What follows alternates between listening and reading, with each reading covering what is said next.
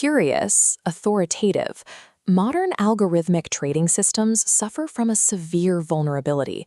They routinely allocate vast amounts of capital based on complex, overfitted illusions.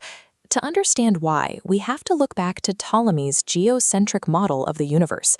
To force observational data to fit a flawed Earth-centered model, he introduced the equant.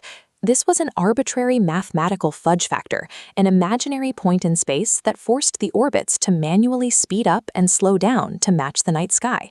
Quantitative finance uses these same imaginary points today. Fixed look-back lagging indicators, like static moving averages or relative strength indices, act as modern equants. They are rigid parameters retroactively fitted to historical noise, and the moment sudden market volatility hits, their underlying assumptions break down. Nicolaus Copernicus realized the equant was a mathematical aberration. He entirely eliminated it by replacing it with epicyclettes, systems built by stacking perfect, uniform circular motions on top of one another. By stacking these uniform circular motions, Copernicus was approximating elliptical orbits using constant angular speeds. He had essentially built a geometric series of complex waves, proving, centuries before Joseph Fourier, that any periodic motion could be reconstructed by summing its individual harmonic components. To survive highly non-stationary markets, modern trading systems must undergo a similar audit. They have to abandon arbitrary, overfitted parameters and instead decompose market data into its fundamental harmonic cycles. The first mandatory step of this algorithmic audit is escaping the baseline illusion of nominal fiat currency pricing.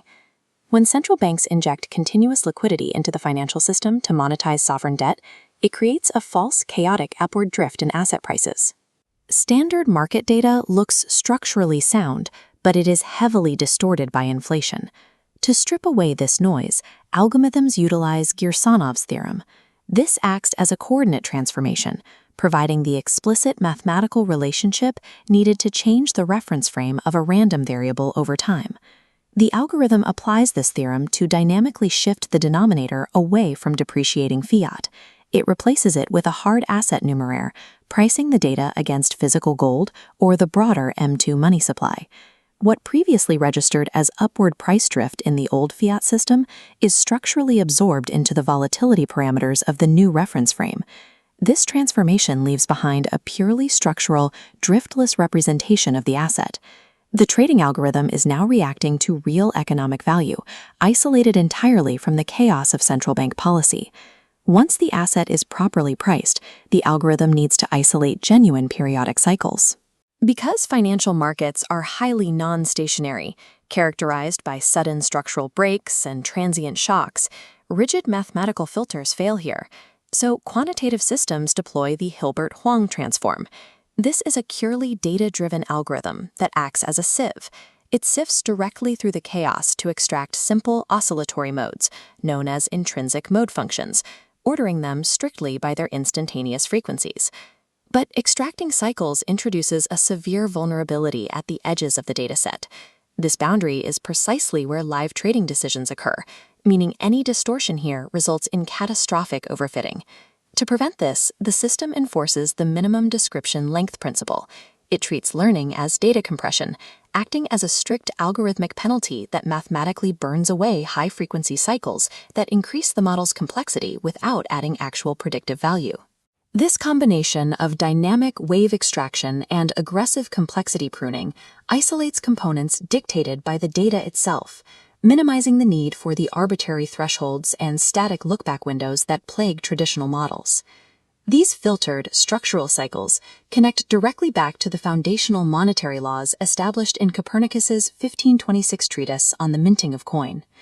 Looking at this flowchart detailing exchange rate regimes, we see his observation that bad money drives out good. When a government legally fixes an exchange rate, the market naturally pulls the valuable currency out of circulation and spends the debased money. This exact dynamic is mapped onto the blockchain through the Gresham Debasement Index. By tracking collateral quality decay and algorithmic price deviations from the peg, the model identifies the precise onset of digital capital flight, the moment bad money begins flooding circulation before a peg fails. Copernicus also authored a computational matrix known as the Olsztyn bread tariff, attempting to statically fix the relative price of a processed loaf of bread to fluctuating raw commodities like wheat. Modern quantitative desks deploy vector error correction models as a stochastic evolution of this matrix. These models continuously hunt for statistical co-integration, a long-term economic equilibrium bound by the physical realities of supply and demand. By isolating these deeply embedded structural relationships, the system systematically exploits the physical realities of production and capital flight well before nominal market prices adapt. An elegant mathematical model is dangerously flawed if its performance is merely a byproduct of mining historical data for anomalies. To prove structural integrity, quantitative models are audited against strict institutional benchmarks, like the Federal Reserve Regulation SR 11-7 for model risk management. To survive this regulatory standard, algorithms subject their extracted cycles to tests like the deflated Sharpe ratio. This metric controls for the number of independent variables tested, ensuring the generated alpha is immune to statistical luck and false positives. The underlying philosophy bridging 16th century astronomy with modern algorithmic trading is clear. True predictive power cannot be achieved by distorting rules to fit the data. By stripping away fiat illusion with coordinate transformations and enforcing rigorous dimensionality reduction, this protocol anchors capital allocation to structural reality, regardless of the turbulent motion of the broader market.